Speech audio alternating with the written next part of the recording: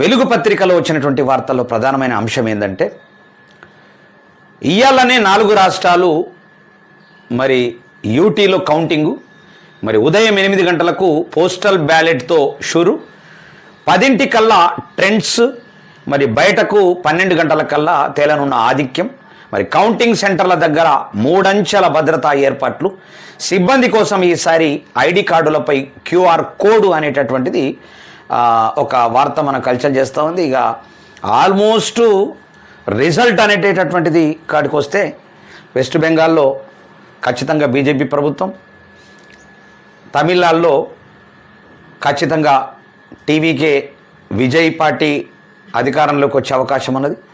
అదేవిధంగా కేరళలో కాంగ్రెస్ ప్రభుత్వం అధికారంలోకి వచ్చేటటువంటి బలిష్టమైనటువంటి సంకేతాలు అయితే ఉన్నాయి. దాన్ని మరి ఎంతవరకు మారుతుంది, ఏమవుతుంది అనేటటువంటిది మనకు 10 వరకెళ్ళే ఆల్మోస్ట్ తెలిసిపోతుంది వాట్ ఈజ్ వాట్ అనేది.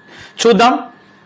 మనం చదువుతున్న క్రమంలోనే మనం ఒక్కసారి చూస్తూ ఉంటే, కౌంటింగ్ చూస్తూ ఉంటే మనకు తెలిసిపోతూ ఉంటుంది.